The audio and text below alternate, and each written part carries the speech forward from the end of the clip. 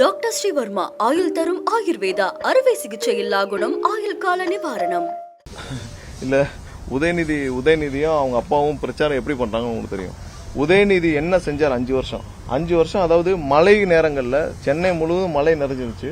சென்னை முழுவதும் தண்ணியில மக்கள் மிதந்துட்டு இருந்தாங்க. அப்ப கூட வெளியே வரல. மதியம் 3 மணிக்கு தான் வீட்டை விட்டே வெளியே வந்தாரு. உதயநிதி 5 வருஷமா அவங்க அப்பாவும் அவரும் ஆட்சி இருந்தப்ப எதுக்குமே வெளியே வரல. இங்க எங்களுக்கு அப்ரூவல் கிடைக்கல. அப்ரூவல் கிடைச்சால் 24 மணி நேரம் எங்க தலைவர் வந்து களத்துல தான் இருப்பாரு. 24 மணி நேரம் இருக்கிறது தயார். ஏன்னா ஒரு நாளைக்கு ஒரு பிரச்சாரத்திற்கு தொடர்ந்து 10 மணி நேரம் பயணிக்க வேண்டியிருக்கு. 10 மணி நேரம் 15 மணி நேரம் கூட பயணிக்க அவர் தயார். காலையில ஆரம்பிச்சு நைட் வரைக்கும் கூட பயணிக்க அவர் தயார். ரோட் சாலையிலயோ இல்ல நடந்தோ எப்படி வேணாலும் பயணிக்க தயார். ஏன்னா ஒரு ப்ரோக்ராமுக்கு இந்த குழந்தைகளோட இருக்க ப்ரோக்ராமுக்கு 13 நாள் நின்றுட்டே அந்த குழந்தைகள்கிட்ட பேசிட்டு போனாரு. ஸோ அதுல எந்த தயக்கமும் இல்லை. உதயநிதியெல்லாம் வந்து என்ன பேசினாலும் எடுபடல மக்களுக்கு. இன்னைக்கு அவங்க வந்து என்ன திட்டத்தை சொல்ல முடியுமா, சொல்ல முடியாது. மொத்த மக்களும் இன்னைக்கு திமுக மேல கடும் அதிருப்தி இருக்காங்க. கடைசியா பணத்தை கொடுப்பாங்க. பணத்தை கொடுத்தாலும் மக்கள் இன்னைக்கு ஏற்றுக்கொள்ள போறதில்ல. அதனால மக்கள் வந்து இன்னைக்கு திமுகவை தூர போட்டாங்க. அதிமுக களத்திலேயே இல்லை. கண்டிப்பாக பெரும்பாலான எங்களுடைய வேட்பாளர்கள் இந்த தேர்தலில் 180 சீட்டுக்கு மேல வெற்றி பெறணும் எந்த மாற்றுக்கும். பரப்புரைக்கு சொல்லும் இது வந்து பாதுகாப்பா இருக்கணும், அதிகமா அவர் பேசணும்னு சொல்லி அண்ணாமலை சொல்லியிருக்காரு. பரப்புரையில பேசணும், லேட்டா பேசணும். இல்ல பேசுறதுக்கு அனுமதி இருந்தா கண்டிப்பா பேசியிருப்போம். பேசுறதுக்கு அனுமதி இல்லையா, இல்லாதப்ப எப்படி பேச முடியும்? வாகனத்துல இருந்து கை காட்டுவதில்லை, வெயில்ல இறங்கி எந்த அளவுக்கு நிக்கிறாரோ அவங்க மக்கள் கூட இருப்பாங்க சொல்லி அண்ணாமலை சொல்லியிருக்காரு. அதாவது அண்ணாமலை வந்து ஒரு விஷயத்துக்கு மட்டும் விளக்கம் கொடுக்கட்டும். தற்கூரி பழனிசாமின்னு சொன்னார். உண்மையா இல்லையா? தவழ்ந்து காலில் விழுந்த பழனிசாமின்னு சொன்னார். பழனிசாமி கூட கூட்டணி வைக்கிறதுக்கா நான் வந்து இந்த வேலையில் இருக்கேன், அதுக்கு நான் வந்து அந்த பதவி வெங்காயம் மாதிரி அப்படின்னாரு. அவர் தானே சொன்னாரு அந்த பதவி வெங்காயம் மாதிரி, நான் ஒண்ணு இங்க மேனேஜர் இல்ல, நான் கட்சியை வளர்க்க வந்தேன் அப்படின்னாரு. நான் வந்து பழனிசாமி கூட கூட்டணி வைக்கிறதுக்கா நான் இந்த கட்சியில வந்து சேர்ந்தேன், என் ஐபிஎஸ் எல்லாம் விட்டு சேர்ந்தேன், நான் வந்து காக்கி சட்டை, துப்பாக்கி பிடிச்ச கை, ஏதோ சொன்னார்ல. எல்லாத்தையும் விட்டுட்டு இன்னைக்கு அண்ணன் பழனிசாமி முதல்வர் ஆகணும்னு எதுக்கு பேசிட்டு இருக்காரு? அவர் தானே, அதே ஆள் தானே. ரொம்ப இல்ல 1.5 வருஷம் முன்னாடி பேசிட்டு இருந்தாரு. துப்பாக்கி பிடிச்ச கையினாரு. யாரையும் சுடுறதுக்கு எடுத்தாரான்னு தெரியல. அந்த அதிமுக இருக்க தலைவர்கள் எல்லாம் சுடுறதுக்காக துப்பாக்கி பிடிச்ச கையெல்லாம் கூப்பிட்டு மிரட்டினாரு. அதே ஆள் தானே மிரட்டினாரு. தற்கூரி பழனிசாமி அதிமுக வளர்க்கறதுக்காக நான் இங்க இருக்கேன் அப்படின்னு சொன்னாரு.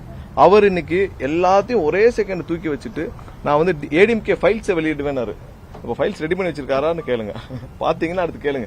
ஏடிஎம்கே ஃபைல்ஸ் எல்லாம் ரெடி பண்ணி வச்சிருக்காரு. ஏடிஎம்கே ஃபைல்ஸ் கண்டிப்பா வெளியிடுவேனாரு. இங்க இருக்கிற அதிமுக தலைவர் எவ்வளவு கொள்ளையடிச்சாங்கன்னு எனக்கு தெரியும். அந்த ஃபைல்ஸ் எல்லாம் வெளியிடுவேனாரு. டிஎம்கே ஃபைல்ஸே அவர் வந்து கொண்டு போய் கொடுத்தது கவர்னர் மாளிகையில பெட்டியில இருக்கு. ட்ரங்க் பெட்டியில போய் கொடுத்தாரு. அந்த ட்ரங்க் பெட்டியே சும்மா இருக்கு. இன்னும் ஏடிஎம்கே ஃபைல்ஸையும் வச்சிருக்காரு. இவரெல்லாம் வந்து அன்னைக்கே சொன்னோம் 420 மலைன்னு. கண்டிப்பா இவர் சொல்றதெல்லாம் பொய், இவரை நம்பாதீங்கன்னு நான் தான் முதல்ல சொன்னேன். கண்டிப்பா அவர் சொல்றதெல்லாம் பொய் தான். அவர் எதையும் அவர் சொல்றது நாளைக்கே ஒரு 2 நாள் ஒரு வாரம் கழிச்சு பாருங்க, அப்படியே மாத்தி பேசுவாரு. தேர்தல் அறிக்கையில எல்லா கட்சியும் தங்களுடைய அறிக்கையை வந்து ஒரே தடவை வெளியிட்டு பிரஸ் ரிலீஸ் கொடுப்பாங்க.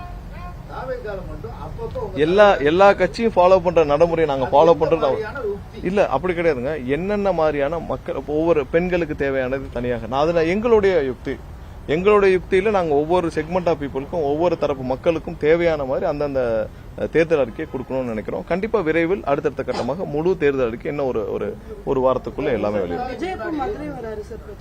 இல்ல பிரச்சாரத்துக்கு நாங்க 2 தடவை அனுமதி கேட்டோம். அதுல ஒரு சில இடங்கள்ல கன்ஃபார்ம் ஆகல. ஏன்னா நாங்க தேதி அதனால குறிப்பிட முடியலன்னு சொன்னோம். நாங்க தேதி குறிப்பிடணும்.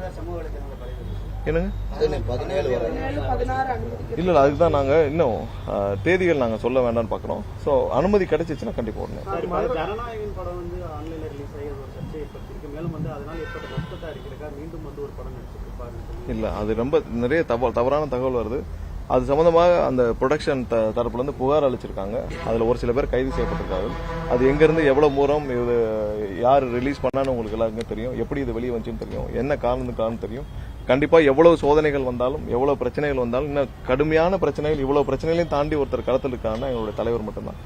கண்டிப்பா இன்னும் இந்த கட்டத்தை தான் தாண்டுவோம். இன்னும் ஒரு 10 நாள் தான் இருக்கு. அதுக்கு மக்கள் தீர்ப்பளிப்பாங்கன்னு நம்புறோம். இல்ல இதுவரைக்கும் நடக்காத ஒண்ணு இப்ப திடீர்னு நடக்கிறதுக்கு காரணம் என்ன? இதுவரைக்கும் இந்த மாதிரி ஒண்ணு நடந்ததே கிடையாது. ரொம்ப செக்யூர்டா இருக்கிற ஒரு ப்ரொடக்ஷன் ஸ்பேஸ். இதுவரைக்கும் இவ்வளவு செக்யூர்டா இருந்த ப்ரொடக்ஷன் ஸ்பேஸ்ல இப்ப தேர்தலுக்கு 2 நாளைக்கு முன்னாடி நடக்கிறதுக்கு காரணம் என்ன?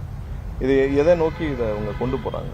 ஸோ இது மேலும் மேலும் மன உளைச்சலையும் ஒரு பிரஷரையும் ஒரு அழுத்தத்தையும் மேலும் மன உளைச்சலையும் ஒரு நஷ்டத்தையும் ஒரு கடுமையான இதையும் கொடுக்கறதுக்கு தானே காரணமா இருக்கும்.